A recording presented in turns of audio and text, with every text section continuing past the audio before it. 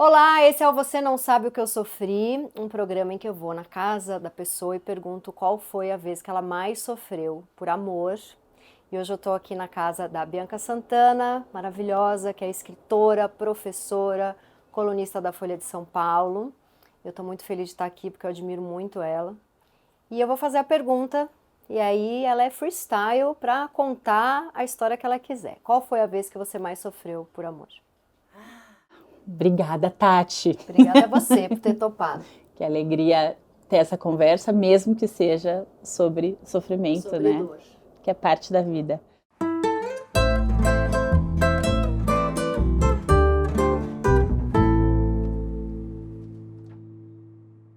Meu pai morreu quando eu tinha de 11 para 12 anos. E essa é uma história que eu já contei, já escrevi, já falei. Mas acho que a minha maior história de dor. E de dor, obviamente, a parte do amor, né? Então é inevitável.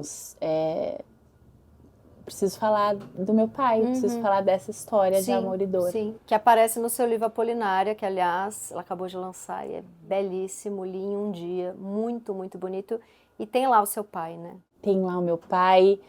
Provavelmente um novo livro vai ser sobre o meu pai. No Quando Me Descobri Negra, no meu primeiro livro, já tinha o meu pai. Às vezes na análise eu falo de novo meu pai, sabe? Mas eu acho que todo escritor ele tem uma obsessão. Eu falo da minha mãe em tudo que eu escrevo, absolutamente tudo. Eu acho que eu tô aí com meu pai. E às vezes eu olho e falo, não acredito que eu ainda tô naquela menina de 11 anos de idade, sabe? Porque meu pai morreu poucos dias antes de eu completar 12 anos. E de algum jeito eu fixei ali naquele lugar, sabe? Tem coisas minhas que eu não fiz 12 anos ainda. Minha filha faz 13 anos amanhã, a Cecília. E aí a gente tava conversando ontem, ela, mãe, mas por que você tá tão animada com o aniversário de 13? E eu Que fiquei vai sair. pensando, acho que sim. Acho que é porque de algum jeito, sei lá, ela não teve, imagina, uma dor daquele tamanho criança, Que bom, ela sabe? passou, chegou nos 13, ela passou dessa idade que te marcou como uma dor que tá com você até hoje. Foi o que eu senti quando ela me perguntou. Como foi? Como era a sua relação com ele? O que que aconteceu? Era uma relação muito gostosa, muito próxima, festiva, mas meus pais não moravam juntos. Meus pais se separaram quando eu tinha 2 meses, então eu nunca morei na mesma casa que meu pai. Mas enquanto eu ainda era bem pequenininha, meus pais eram vizinhos de quintal. Minha avó materna e minha avó paterna foram vizinhas sempre, eles foram vizinhos até casar e foram morar no quintal da casa vizinha, Em São Paulo. em São Paulo, Vila Medeiros, na Zona Norte. E aí meu pai voltou para casa da minha avó, então até os 3 anos ainda era uma coisa ali, todo mundo junto. Quando a gente mudou, mudei com a minha mãe, minha avó materna e meu tio. Eu não via mais meu pai o tempo todo, mas a gente se via algumas vezes na semana e eu passava quase todos os finais de semana com ele. Filha única você. Filha única da minha mãe, filha única do meu pai até os 8 anos de idade. E eu tive um irmão, o Vinícius, com quem eu convivi pouco. Porque um pouco antes do meu pai morrer, os pais dele se separaram. Os pais dele, né? Meu pai se separou da mãe dele e a mãe dele voltou para o interior de São Paulo. E eu fiquei muitos anos sem ver o Vinícius. Então, tem essa dor também de perdi o meu pai com a morte dele, mas também perdi essa madrasta que eu amava e perdi o meu irmão. Nossa, uma família ali que desapareceu. Desapareceu quando eu era muito nova e a partir de uma morte violenta. Eu não sei a causa da morte do meu pai com exatidão. Ele morreu, né, num atestado de óbito, tá, traumatismo craniano. Passou 15 dias no hospital depois de um tiro na cabeça. Quem disparou o tiro, eu não sei. Tem uma versão de suicídio, que tem inúmeras falhas. Meu pai teve envolvimento com o jogo do bicho, pode ter tido algum conflito lá. Você sabia Pode ter de sido a alguma polícia. coisa de ameaça? Ele estava sendo ameaçado? Não que eu soubesse, não que eu soubesse. Por isso, agora, num livro próximo, acho que eu vou precisar olhar para essa história. E no Apolinário aparece isso, é muito forte essa parte que contam para sua avó, né? E você tá em casa e aí meio te protegem, mas você percebe que tem ali uma situação. Minha tia Guida, minha tia paterna telefona e normalmente ela falava comigo quando ela ligava em casa. E eu atendo, ela pede para falar com a minha mãe, eu estranho, chamo a minha mãe. E é essa cena que eu tento descrever no Apolinária, porque aí minha mãe dá um murro na mesa e começa a chorar, e aí eu percebo que tem alguma coisa acontecendo. Sim. E como foi a sua relação com esse pai? Como foi conta momentos assim da sua infância, como ele... Meu pai era um leonino muito animado. Minha mãe é leonina também, minha obsessão tá na minha mãe, acho que leoninos Você é taurina, não é? Eu sou taurina. Eu também. Acho que os taurinos são obcecados por leoninos. Tem uma coisa. E meu pai, enfim, ele fez um curso técnico em administração, trabalhou uns anos numa empresa, uma coisa meio auxiliar de escritório, mas antes de eu nascer, ou quando eu ainda era muito pequena. Quando eu lembro, já com 2, 3 anos de idade, meu pai tinha um bar. Ele teve um bar por um tempo, e eu acho que no bar ele começou a fazer jogo de bicho, e aí ele foi crescendo e virou gerente de uma banca de jogo de bicho. Seja lá o que isso significa, que eu também não sei direito. Mas na infância eu acompanhava o meu pai nos movimentos, eu via as coisas que estavam acontecendo, e tudo parecia interessante, ao mesmo tempo que eu ouvia na minha casa, na casa da minha mãe, que o que meu pai fazia era errado, era ilegal, então eu tinha muito medo.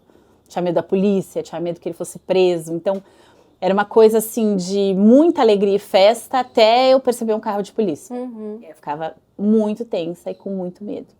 Mas meu pai, quando fazia aniversário, eram 3 dias de festa, entendeu? E aí era samba o tempo todo. E ele com muitos amigos. Muitos amigos.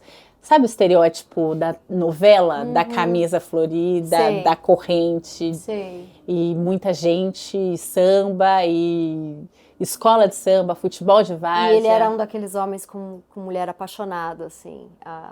A sua madrasta apaixonada, a sua mãe tinha sido apaixonada. Ele tinha essa coisa meio sedutora. Sedutora, apaixonante, acho que apaixonado também. Antes dele casar, né, pela segunda vez com essa madrasta, eu lembro muito, assim, de ir com ele em futebol de várzea e ter churrasco, e sempre tem uma mulher me tratando bem, cuidando de mim. Eu achava aquilo maravilhoso, eu achava ótimo. Mas eram tantas mulheres ao redor do meu pai. Entendi, ele era essa pessoa... E tinha uma coisa meio de fantasia, né? Era uma infância meio mágica. Completamente tanto pelo mágica. medo, quanto por essa excitação, né? E tinha umas coisas, né, meu pai... E lembranças que foram chegando jovem ou adulta de um jeito meio fragmentado, né? Um dia, não sei o que aconteceu, eu vi um amigo contando dinheiro e eu lembrei, assim, meu pai andava com uma pochete, sempre com dinheiro dentro. E aí, sei lá, ele estava trabalhando, fazendo alguma coisa, aí chegava uma senhora do bairro que tinha tido um problema de saúde ou que a geladeira tinha quebrado. E aí conversava com ele uns minutos, ele abria a pochete, contava o dinheiro rapidamente e entregava. Eu achava assim aquilo a coisa mais fantástica que podia existir. Ele ia ajudando as pessoas. Né? Então era esse pai herói, ao mesmo tempo que era errado. Era o prefeito tinha uma aura prefeito, assim. Tinha. E aí eu tinha uma sensação de princesa, né? Claro. Porque imagina você chegar com seu pai, que é bicheiro de uma escola de samba. Nossa. Era um paraíso. Eu achava aquilo assim. Gente, você é uma escritora e ele é esse personagem pronto, né? Impossível você não ser obcecada por essa figura. Pois é. Eu acho que talvez você tenha se tornado escritora para digerir essa dor, mas também para transformar essa história em tantos livros, assim. E também essa pergunta que nunca foi respondida, né? O que aconteceu? Quem estava com essa arma? Isso é uma coisa que... E você tem vontade de, num próximo livro, investigar, fazer uma parte mais investigativa, ou vai ficar na literatura, assim, as suas sensações? É um conflito, né? Matheus Leitão, meu namorado, que eu admiro imensamente. Fez isso, né? Foi atrás da história dos torturadores da mãe. Pai da do mãe. Pai da mãe, E do delator, e é repórter investigativo, jornalista investigativo premiado. Então ele tem essa coisa de você precisa atrás, a gente acha, eu te ajudo. Eu falei, Matheus, olha só, essa não sou eu. Eu tenho a intenção de ouvir pessoas, mas muito possivelmente para criar a ficção a partir daquilo que eu ouvi. Sim. E além das pessoas que conviveram com meu pai, eu estou muito afim de ouvir jovens negros, de ouvir os meninos negros, de ouvir esses meninos que tem uma expectativa de vida mais baixa, que tem o signo da morte o tempo todo apontado, que tem o risco muito colocado.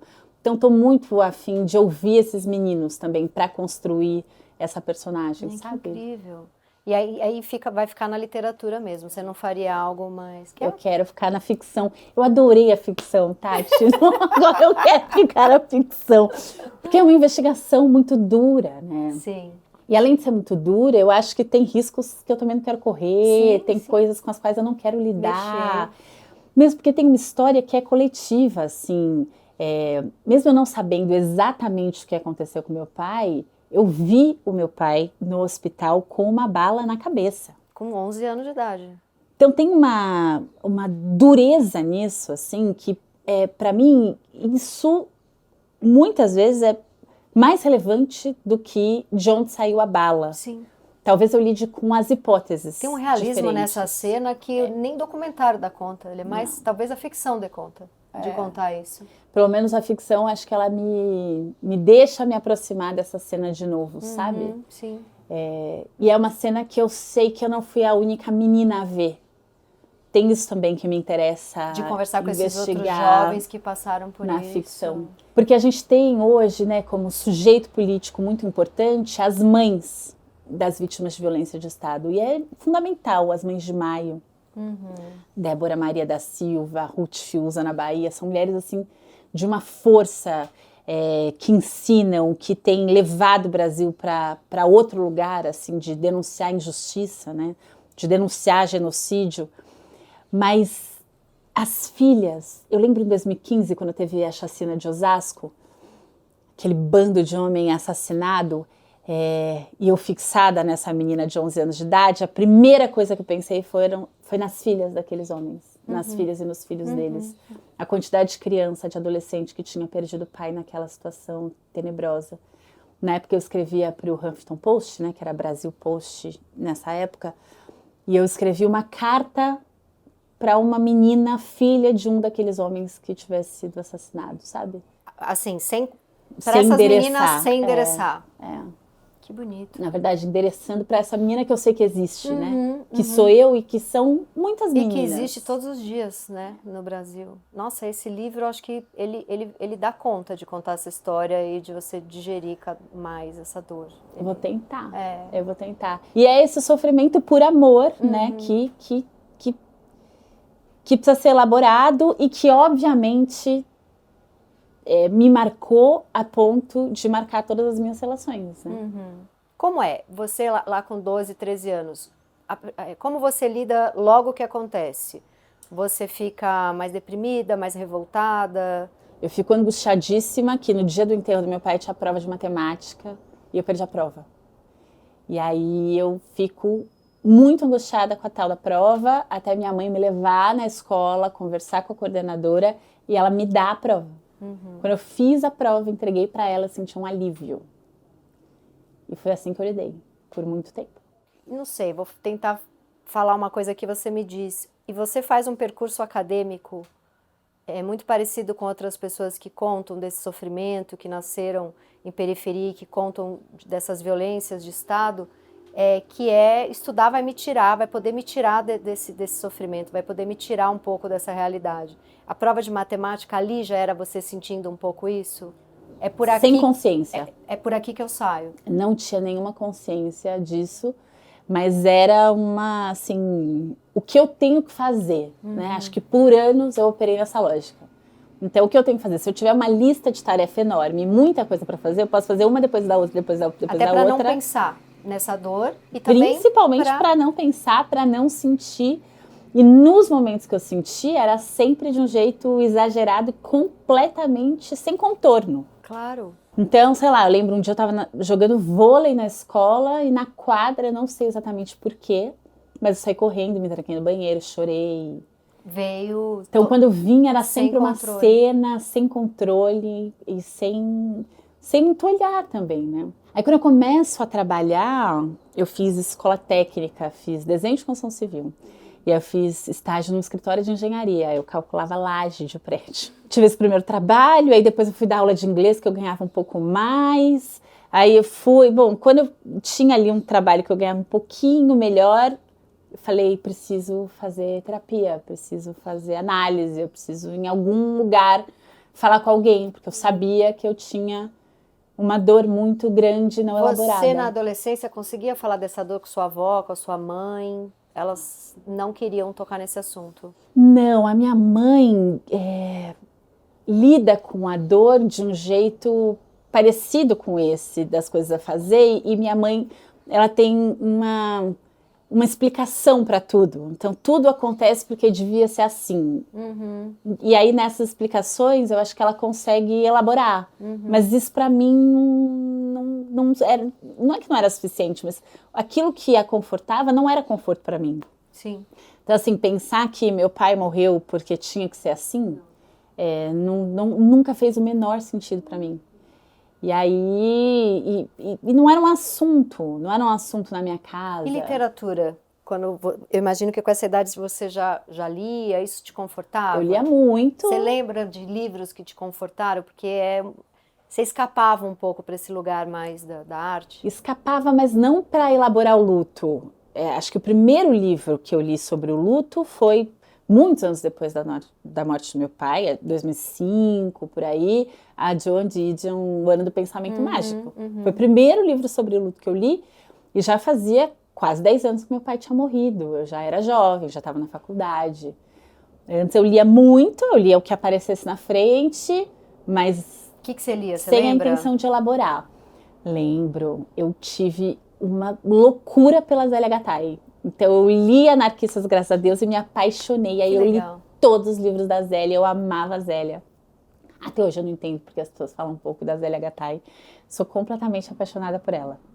Eu acho que nessa fase, um pouquinho depois da morte do meu pai, eu fiquei ali com a Zélia Gattai como minha escritora preferida, por um tempão. Você tinha a sua mãe, a sua avó, era um ambiente assim, elas eram mulheres de esquerda ou elas levavam uma vida que elas não pensavam nisso? Só iam lá fazendo.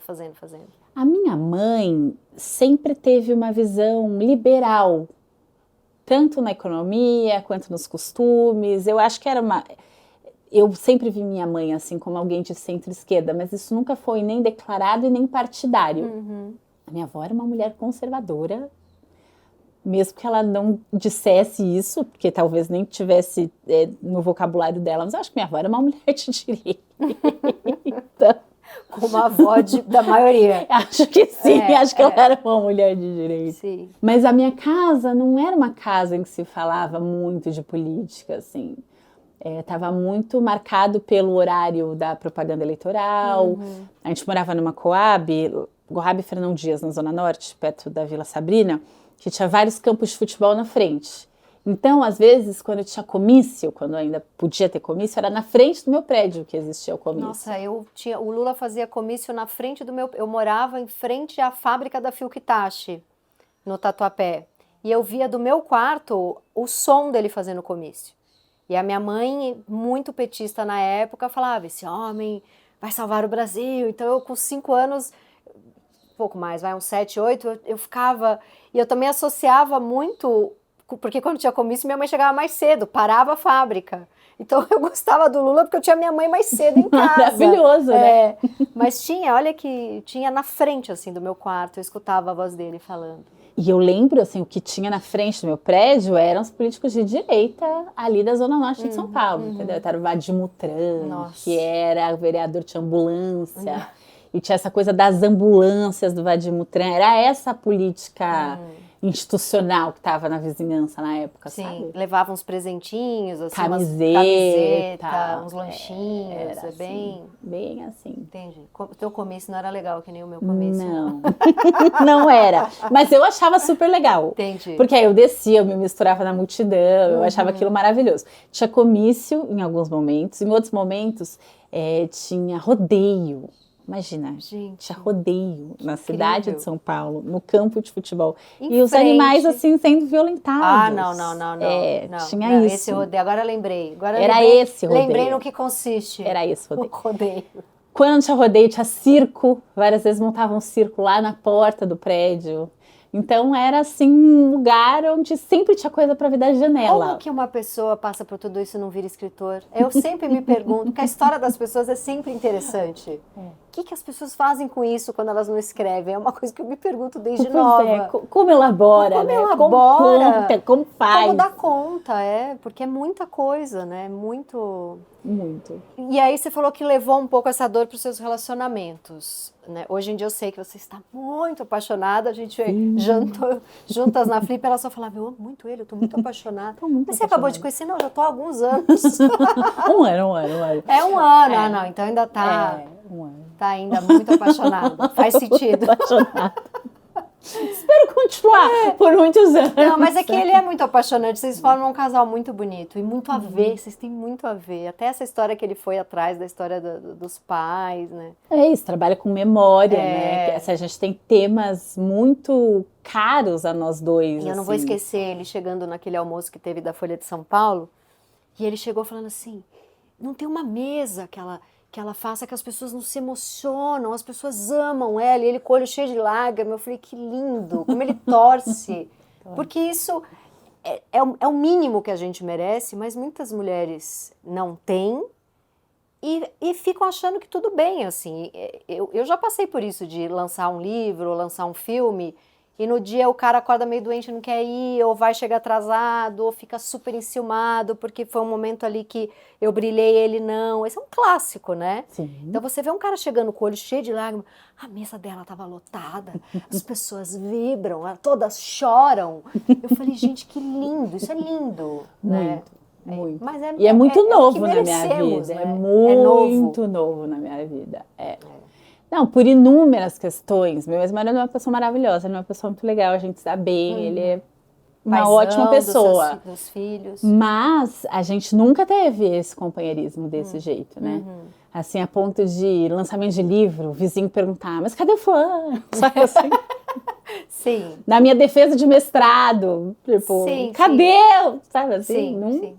Cada um tinha uma agenda, cada um tinha uma vida, então não tinha muito nem esse companheirismo do apoio, nem da celebração, era meio, bom, temos 3 filhos, como é que a gente se divide? Cada um faz seu corre aí. Para cada um fazer seu corre, era isso. Entendi.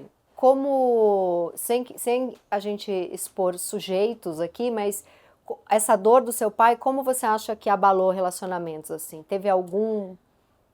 sim. Você tinha medo o quê? Da pessoa... Olha, demorei muito assim para ter consciência, né? Mas eu acho que eu fui buscando meu pai até nas ausências dele em diferentes homens, né? Imagina, meu ex-marido é leonino, como meu pai era leonino. Sim. E também essa pessoa sedutora, solar? É, bem diferente do meu pai, mas com algumas características parecidas. Até o Matheus tem ascendente leão. Assim, totalmente. Entendi. O pai vai aparecendo. Vai aparecendo. Mas meu pai era ausente. Então ele era esse pai com quem eu convivia bastante, na festa, no final de semana. Era o pai da farra, mas quem te criou foi sua mãe. Farra. Isso antes dele morrer, ele já tinha essa ausência. Já, meu pai não ia na reunião da escola, meu pai levava ao dentista, podia levar no médico, eu tinha bronquite, então às vezes ele levava na emergência, mas não na consulta médica. Ele não estava no dia a dia. Trabalho de escola, eu lembro de uma prova de geografia, quando eu estudei com meu pai, sei lá, na 3ª série. Numa vida escolar, eu estudei com meu pai uma vez. Sim. Então, ele tinha uma ausência. E eu acho que eu busquei isso em relações. Homens que não estavam lá, como meu pai não esteve. E passava pano, falava tudo bem.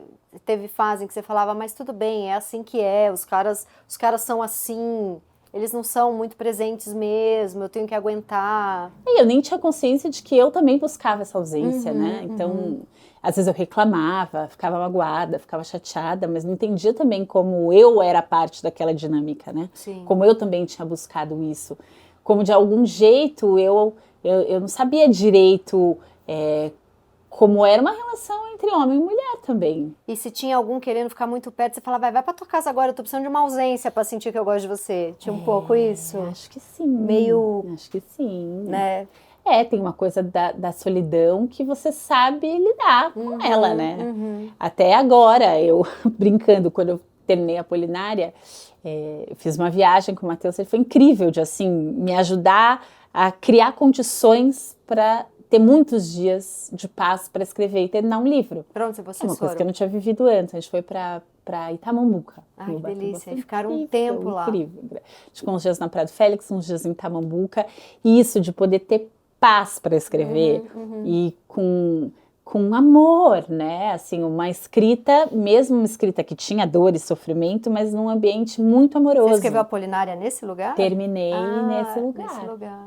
E aí eu ainda brinquei com ele depois. Falei, olha, escrever livros sofrendo, eu sei que sai alguma coisa. Com raiva, sofrendo. Agora, desse jeito aqui, eu não sei se dá para escrever um livro com tudo bem, um ambiente de amor e cuidado, sabe? Nossa. Sem perrengue, sem disputa, sem ficar tentando assim meia hora a mais. Sei, dormiu todo mundo, vou escrever aqui 40 mil, 3 filhos também, né? Exatamente. E tua carreira intelectual, que é outro filho, que é... Eu escrevi minha dissertação de mestrado amamentando, né? O mestrado inteiro escrito em madrugadas de amamentação. Então, isso do sacrifício, da falta de tempo, da falta de condição, eu sei lidar.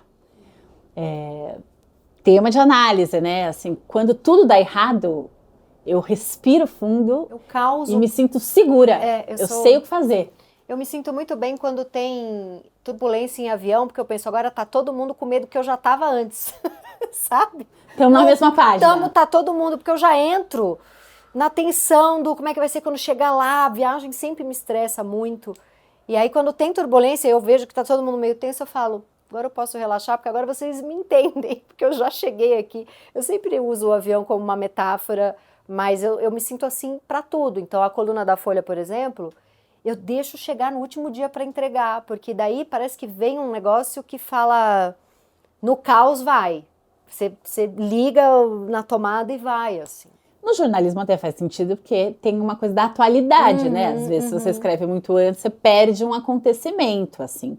Mas não precisa ser aplicado para tudo. Eu tinha uma casa muito dramática. Você tinha uma casa muito dramática? Não. Sim. Eu tinha uma casa assim, minha mãe querendo separar do meu pai falando que ia se jogar da janela se ela separasse. Eu com 5 anos, minha mãe... meu pai nunca bateu na minha mãe, mas minha mãe batia no meu pai e voavam uns vasos, né? Minha mãe italianona, assim. Então tinha um pouco essa violência doméstica, apesar de vir da mulher. E aí tacavam uns vasos nele. E tinha essa coisa de, se você separar, eu vou pular da janela. Aí minha mãe me catava, vamos dormir na sua avó.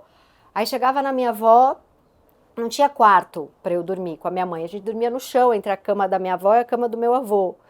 E aí a gente ficava meio escondida, porque se meus tios vissem, eles iam brigar, porque eles eram machistas, da minha mãe tá querendo se separar. E mulher que casou não pode separar. Então, assim, eu com 6, 7 anos, eu dormia pensando, bom, meu pai tá lá talvez se matando, que foi o que ele prometeu, e eu tô aqui escondida porque o irmão da minha mãe não pode ver que ela quer se separar, porque isso não é coisa de mulher direita. Então, eu vivi um caos. Claro que a minha dor não se compara, apesar de que já falaram para eu parar de querer comparar a dor. Mas, assim, o que você viveu, mas esse caos, ele é muito fundante, assim, para mim. Se tá tudo bem, eu penso, fazer o que agora? Vou escrever uma poesia dos pássaros? Da árvore frondosa? Me dá uma certa... Você sente que isso, então, também me constitui demais. E olha só, isso de não comparar sofrimento é muito importante, mesmo porque eu acho que eu sofro menos, tá? Do que eu? Eu acho. Eu não acho que eu sofro assim. Eu não acho. Às vezes, né, mesmo, sei lá, conversando com o Matheus, tudo bem, minha história pode ter elementos mais duros, tal, mas a forma como eu percebi, talvez, tenha um volume mais baixo. Eu tenho essa sensação. Tem uma coisa meio crua, eu acho, no jeito como a minha família lidava com as coisas. Então, simplesmente era. Não tinha às vezes não tinha muita elaboração, mas também não tinha muito drama, não tinha muito nada. Era o que era. O Apolinária é um livro lindíssimo, que eu me emocionei muito, mas ele não tem drama. Me lembrou até um pouco aquela Secura de Anne Ernaux, que está falando da morte da mãe. Você se emociona, tem riqueza de detalhes, mas não tem aquela... aquele dramalhão. Não. Eu não consigo escrever sem o dramalhão. Eu acho que eu não tenho em mim, e eu não lembro de ter na minha casa. Eu vivia, na infância, duas realidades muito diferentes. Porque na época em que meu pai tinha muito... Teve uma época do Jogo do Bicho que meu pai tinha muito dinheiro. Nessa época ele tinha cavalo de raça, aras. Ele sempre tinha um carrão. Gente. Ele tinha dinheiro, ele tinha dólar embaixo da cama. Ele tinha... então assim, eu ia com meu pai comer na churrascaria no domingo, que é uma coisa que não existia na casa da minha mãe e nem na vizinhança onde eu morava. E na casa da minha mãe não tinha churrascaria, não tinha pizza uma vez por mês com dinheiro contado e a gente ia buscar na pizzaria, ou a pizza ou a esfirra. Então era outra realidade, assim, na casa da minha mãe era uma vida com muita regra. Então, imagina, minha mãe saía 5:30 da manhã de casa para trabalhar. Ela fazia o quê? Voltava às 7:pouco da noite. Minha mãe trabalhava numa empresa grande vendendo prego, parafuso, pelo telefone. Meu pai trabalha nisso. Trabalhou nisso a vida inteira. Representante comercial de peças, de peças. Até hoje ele vende lá algumas peças que ele tem, porque ele ainda tem. E minha mãe trabalhava. Minha mãe possivelmente vendia para o seu pai. Minha mãe era a empresa, pessoa, e ele era o representante comercial. Exatamente, que vendia pelo telefone, fez isso 27 anos na mesma empresa. Meu pai vendia arruela e sacaneavam muito ele no bairro. Ah, ele vai vender arruela. Enfim, piada horrível, pessoas rindo no set. É isso. E uma pessoa conservadora, ele detestava a piada, mas é isso. E minha mãe era essa mulher que passava muitas horas no transporte público e muitas horas trabalhando. E só tinha o salário dela, morávamos eu, minha mãe, minha avó e meu tio, e minha mãe pagava a conta inteira. Então era uma vida muito comedida, assim. Então quando eu crescia, mudava a estação do ano e eu estava maior e a roupa parava de servir, minha mãe me levava no Brás e a gente comprava, sei lá, X peças de roupa, que era o que precisava para aquela estação. Entendi. E uma quando você lógica estava com o de seu vida. pai, era... Não, para mim o ápice nos anos 90 de uma menina da periferia que ia ao shopping com o pai, o ápice era comprar roupa Pacalolo. Eu achava Nossa, assim, gente, eu enlouquecia. A Pacalolo do Center Norte. Eu ia ao Center Norte Gente, com o meu pai. O meu pai, ele me levava na Pacalolo do Center Norte e eu só podia comprar frufru. Lembra dos frufru? Oh, grandão! Eram uns frufru, porque aquilo dava. As roupas eram muito caras, mas em aniversário, assim, eu podia escolher uma roupa. Aquilo pra mim era... Meu Deus, a felicidade de entrar numa Pacalolo. E aí com meu pai tinha a roupa da Pacalolo. Eu só entendi na análise, quando eu já era jovem, que eu não levava as roupas de um lugar para o outro. Eu não levava a roupa da casa do meu pai para casa da minha mãe. Tinha que ficar no seu pai? Não tinha. Não lembro de ninguém ter falado que tinha que ser assim. Eu fazia desse jeito. Não, mas peraí, não entendi. Ele comprava essas roupas... Eram minhas. Eu imagino que eu podia levar para casa da minha mãe. Não podia? Eu imagino que sim, mas eu não levava. Ah, você não levava? Eu não levava. Porque você achava que o que era só para usar quando estava com ele? Eu achava que uma vida era uma vida, outra vida era outra vida. Não cabia. Não era ele que falava. Você Na achava... Coab eu já era rica porque eu estava em escola particular. Entendi. Sua mãe pagava ou você tinha bolsa? Meu pai pagava. Quando meu pai morreu, minha mãe teve que pagar. Entendi. E na escola particular da periferia, eu era pobre porque eu morava na Coab. Então, ali já tinha um monte de universo diferente. Eu já tinha muitas vidas na minha vida. Entendi. Com essa experiência tão traumática no começo da adolescência, eu fui uma adolescente insuportável, assim, com os meus colegas, porque nenhum sofrimento era válido. Então, isso de comparar sofrimento. Quando eu via uma amiga triste... Ah, o fulano terminou comigo. Você falava, meu amor... Não, eu era horrível. Eu fazia as pessoas chorarem. Eu era cruel. Eu era uma pessoa muito pior do que eu sou hoje. Muito pior. Se hoje eu acho que não dá pra comparar sentimento, na adolescência eu achava que dava. E que aquilo não era sofrimento. Eu entrevistei a Elisama e ela falou que um dia uma amiga dela, um cara terminou, e aí ela foi na casa da mulher... E a mulher tava chorando, e quando ela chegou lá, a mãe tava dando sopa na boca dela. Ela falou, eu vou terminar a amizade, não consigo. Eu venho de um outro lugar, não consigo ver a mulher porque um cara largou tendo que a mãe dar sopa na boca, assim. Ela esculachou a mulher, ela falou isso nesse programa que eu entrevistei ela, que foi muito bom. E eu vivi isso por muito tempo, assim, já adulta eu consegui rever, né? Porque eu era violenta com as minhas amigas. Eu tenho amigas até hoje, que eram amigas de escola e amigas da faculdade, eu não sei como elas são minhas amigas. Porque você mandava um sincerão ali violento. Nem era só sincerão, eu era cruel mesmo. Eu fazia de propósito. Horrível. Mas cruel no sentido de não validar o sentimento ali, porque você falava isso não é nada. É pior que não validar. Eu pegava aquele sentimento que eu achava que não era nada e achava que eu tinha algum papel moral de destruir não aquela Mas pessoa, dá pra entender, mas né? aquilo que estava acontecendo. Dá para entender, mas não precisa ser assim, né? Não precisa ser desse jeito. Sim, mas você era novinha. Lembro uma frase da minha primeira analista, se ela falava, mas ela perguntava, mas você acha que você tem alguma obrigação de tirar os véus das pessoas? Eu achava que sim, eu achava que as pessoas tinham muitos véus e que eu tinha que tirar um por um para as pessoas conseguirem olhar a realidade. E a realidade não era aquela coisa que as pessoas estavam inventando. Eu acho que isso tem a ver com ser escritor também, essa coisa... Eu lembro eu pequenininha vendo A Vida Como Ela É, do Nelson Rodrigues, e ficando fascinada por aquilo. Esse tirar o véu de todo aquela família burguesa, e ele atirando aqueles véus, e ninguém prestava, e todo mundo se traía, e todo mundo tinha questões psiquiátricas ou de moral. Eu achava aquilo, mexia, eu não sabia o que era, mas eu lembro eu com 10 anos eu ficava louca com aquilo. Eu acho que isso é uma coisa de quem escreve, principalmente nessa escrita que você tem, que é de observar as pessoas, falar da sua avó, falar da sua história com o racismo, com tudo, com a sua história.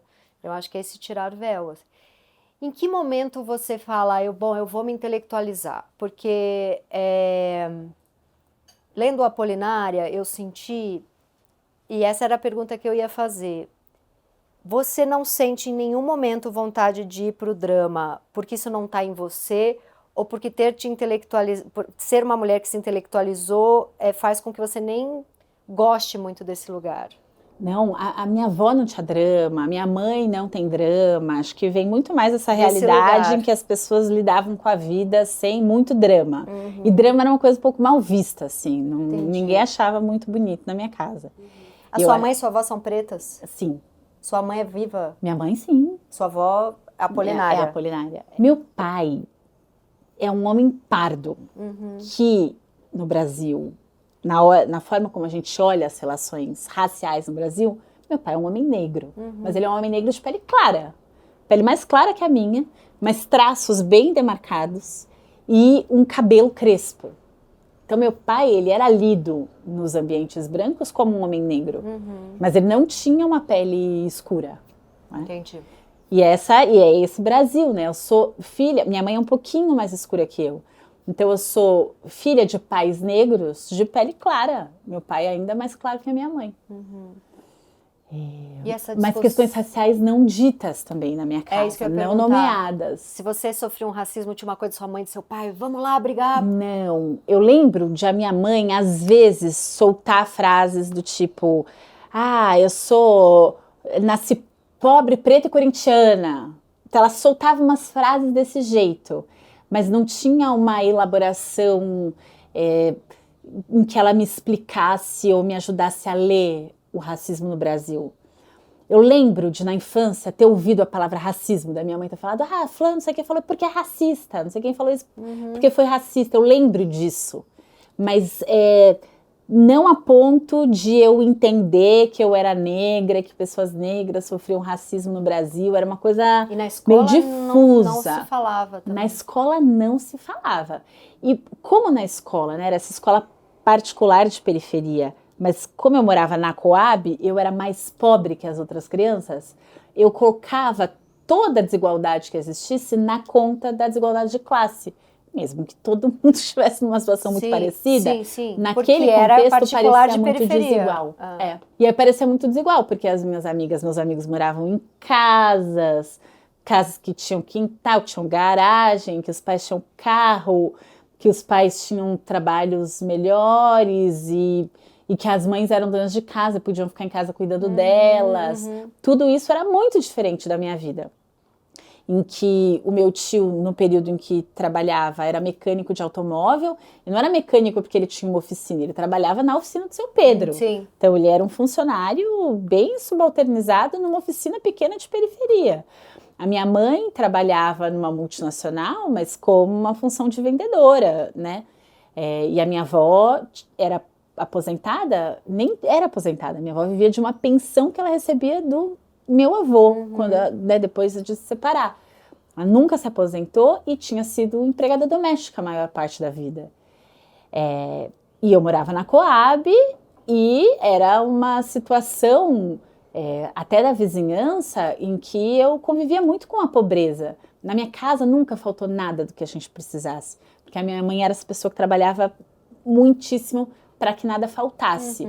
Mas não faltar nada era muito diferente da vida que essas minhas amigas da escola tinham.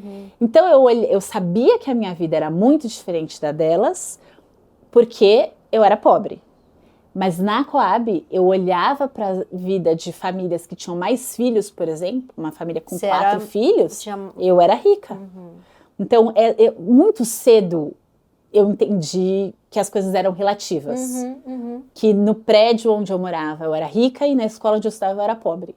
Entendi. E que eu não era nenhuma coisa nem outra. Então, acho que isso eu aprendi cedo. Outra coisa que eu acho que eu aprendi cedo é que a escola era importante. Porque a minha família valorizava muito a educação. Qualquer coisa que eu pedisse, se fosse para fazer alguma coisa da escola, eu podia. Então, sei lá, eu quero ver um filme porque eu acho interessante, isso não é motivo. Eu quero ler um livro porque é legal, isso não é motivo. Agora, se fosse uma recomendação da escola, pronto. Minha família fazia o que fosse necessário para que eu conseguisse. Então, a escola é muito importante, eu aprendi isso cedo. Entendia também que a minha mãe havia sido empregada doméstica e conseguiu não ser mais porque ela tinha estudado. Então, também tinha uma mobilidade social possível pela educação. Isso eu também entendi cedo. Na vizinhança, eu via que quem tinha trabalho melhor é porque tinha estudado mais. E eu não tinha ainda uma elaboração do que era ser intelectual ou do que era intelectualidade. Mas bem novinha, quando alguém me perguntava o que eu queria ser quando crescesse, eu falava que eu queria ser poliglota. Que linda! Não sei se eu achava que poliglota era uma profissão, mas eu achava que falar várias línguas era uma coisa maravilhosa. Eu achava incrível falar várias línguas. E eu lembro do meu tio achar aquilo estranhíssimo, né? O irmão da sua mãe. O irmão da minha mãe, meu tio Haroldo, que é outra figura assim, muito importante na minha vida, também um grande amor. Meu tio me levava na aula de inglês, ficava esperando para me trazer de volta quando acabasse. Seu pai já tinha morrido? Meu pai já tinha morrido. Ele entrou um pouco nesse lugar, né? Ele devia ter, Muito. Além de gostar de você, acho que ele também entrou um pouco nesse lugar. Tive 2 tios muito importantes nisso, né? Um tio paterno, tio Mané, que tá vivo, tá bem, que em alguma coisa supriu muito dessa função paterna. Meu tio Haroldo muito, né? Eu já morava com ele desde os 3 anos. Então ele já era muito próximo e quando meu pai morreu, mais ainda. Mas quando meu pai ainda estava vivo, eu lembro uma vez que tinha uma reunião de escola que eu insisti muito pro meu pai ir, muito, muito, porque quem ia era meu tio, porque minha mãe trabalhava muito, meu tio ia. E era legal meu tio ir, mas eu queria que meu pai fosse. E aí eu insisti, pedi, meu pai prometeu. E aí eu estava sentada assim, e aí começavam a chegar as famílias e as crianças iam para a janela ver quem estava chegando. E aí tinha um amigo, o Henrique, ele gritou, o seu tio já chegou. Eu, Henrique, não é o meu tio que vem hoje, é o meu pai. E aí quando eu saí, o meu tio estava lá, porque meu pai não tinha ido. Entendi. E o meu tio deve ter confirmado e apareceu. E foi horrível com o meu tio em muitos momentos, porque eu não conseguia agradecer ele estar lá. E mesmo assim ele continuava indo? Mesmo assim ele continuava indo. Eu ficava tão frustrada por meu pai não estar, que eu não conseguia reconhecer a importância dele estar. Ele morreu em 2008. Mas eu dedico Quando Eu Me Descobri Negra, meu primeiro livro a ele.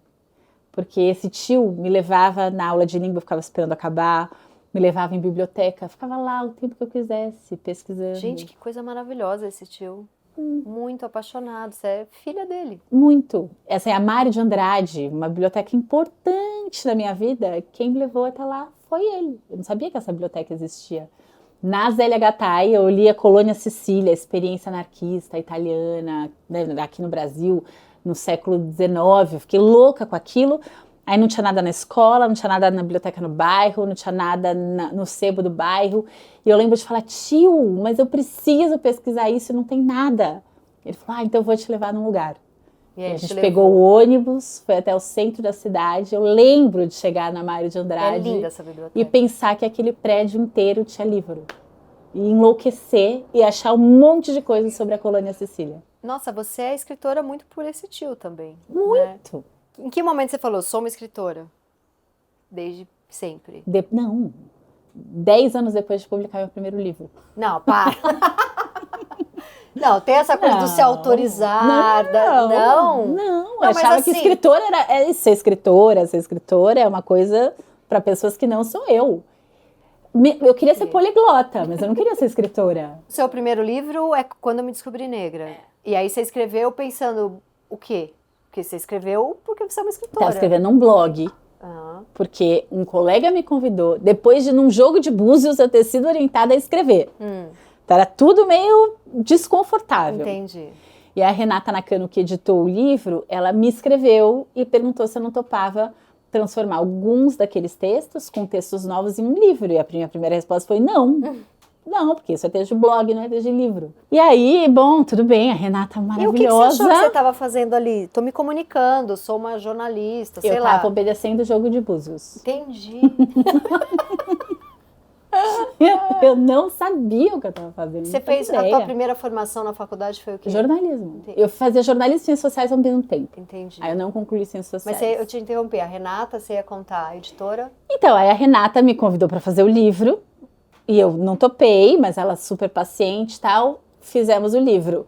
Eu lembro da gente marcar um almoço e ela falar, porque aí a assessora de imprensa vai te ligar. Eu, assessora de imprensa? Não, de jeito nenhum.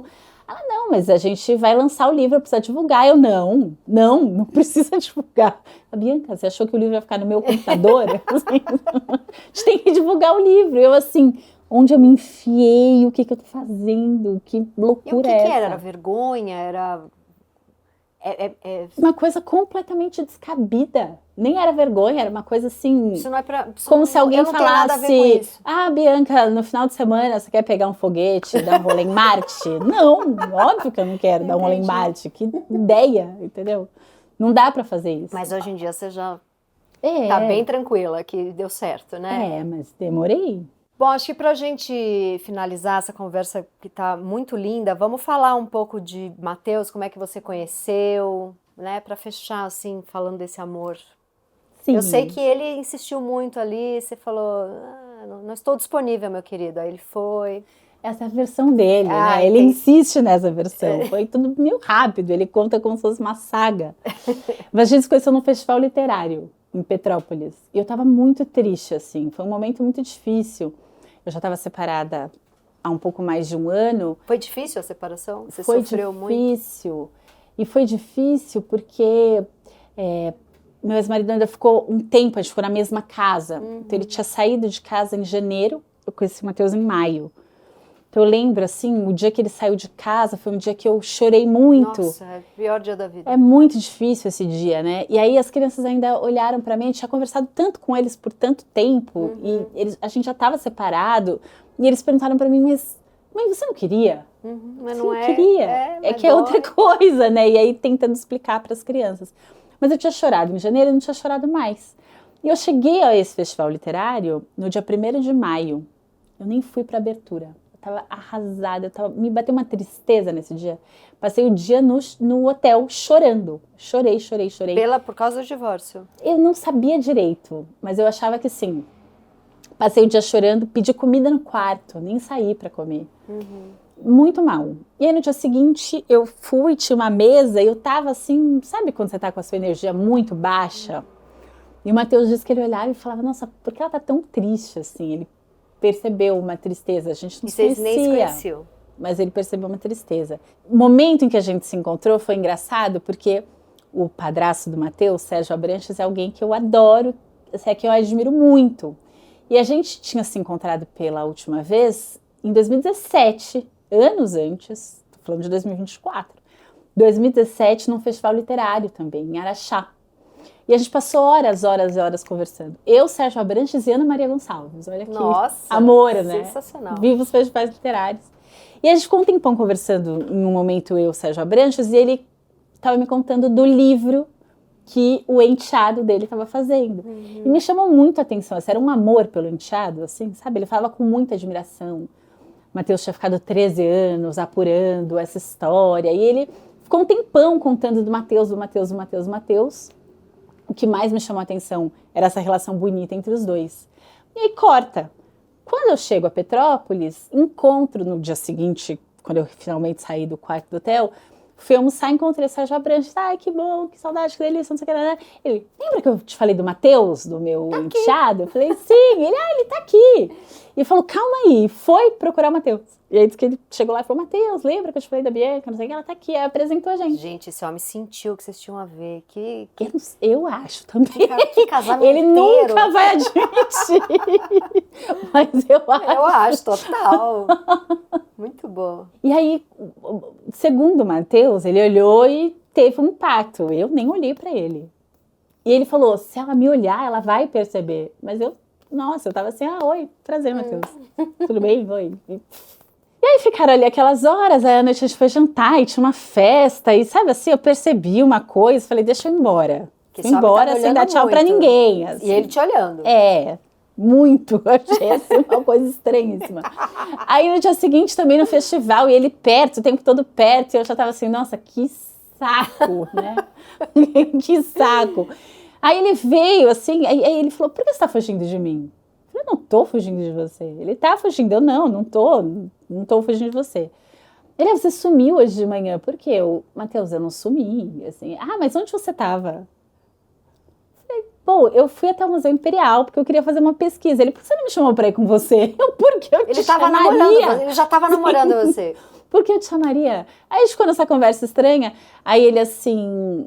Eu falei, Matheus, deixa eu te contar uma coisa. Eu acabei de me separar. Passei 16 anos casada. Eu me separei agora, assim, desculpa, eu não quero nada. Com ninguém. É isso, com ninguém. E aí ele, não, tudo bem, não tem problema, assim, você não vai embora amanhã? Falei, vou. Ele, então, eu não posso só ficar perto de você? A gente tá no festival, a gente não pode só ficar perto? Aí eu, tá bom, Matheus. Fica perto. Fica perto. Fica quietinho, senta e fica quietinho. Exato. E aí, nisso de ficar perto, tá, aí à noite, festa de novo, aí ele brinca que tava assim, a Conceição Evaristo sentada, e uma luz, né, não era uma coisa... E aí começou a tocar um forró, ele veio me tirar pra dançar. Eu olhei na hora, eu falei, não, esse cara não tá fazendo isso não tá acontecendo, não tinha ninguém dançando. E aí ele disse que a Conceição olhou assim com uma cara, o que esse menino tá fazendo, né? E aí ele veio me tirar pra dançar, eu falei, desculpa, eu não sei dançar. Aí ele, eu acho que você sabe e tal. E aí na dança você, peraí. Na dança eu falei, que saco.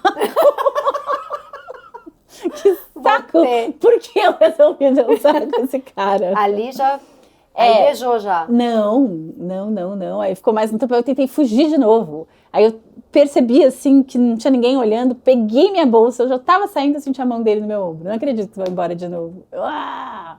Falei que eu vou acordar muito cedo amanhã. Ele, posso com você? Eu, não pode comigo. Enfim, foi assim. E aí foi. E aí em quanto tempo apaixonou? Naquela madrugada. Aí também eu fui. Aí ele achou que eu era maluca, entendeu? Porque do nada. Você acordou falando, é isso, meus filhos.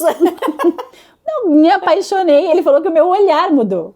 Do nada, eu me apaixonei. E aí no dia seguinte, e ele tinha feito várias coisas estranhas, assim, antes da gente se beijar, ele tirou umas selfies. Eu achei tudo aquilo muito esquisito. E nada daquilo combinava com o que as minhas amigas estavam falando dos homens, entendeu?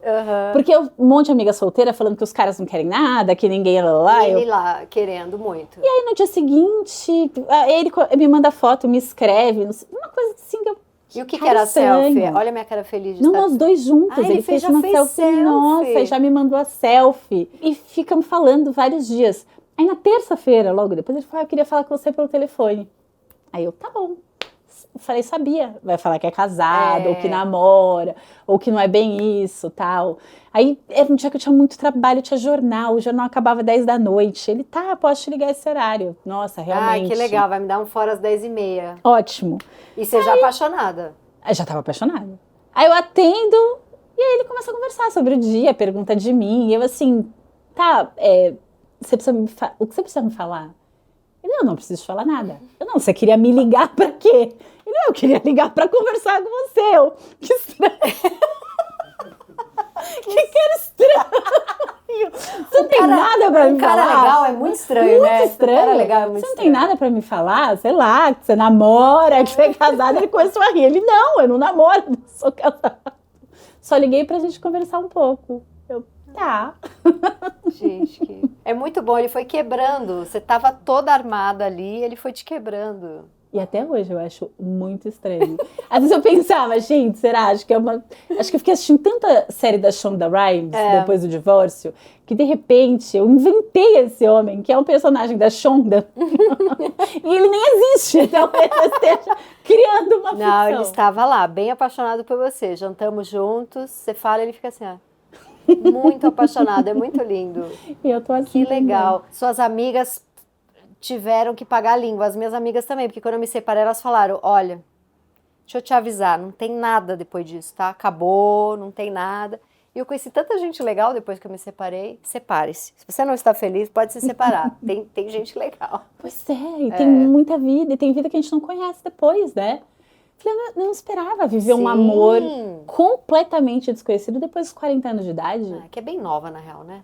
É bem nova, é bem nova, é bem nova. Mas a gente acha, né? Acabou. Acabou, imagina. Amor, você é assim, deleite. Eu que agradeço. Você é um arraso. Obrigada. Muito bom. obrigada. Muito bom, obrigada. Até o próximo programa, gente.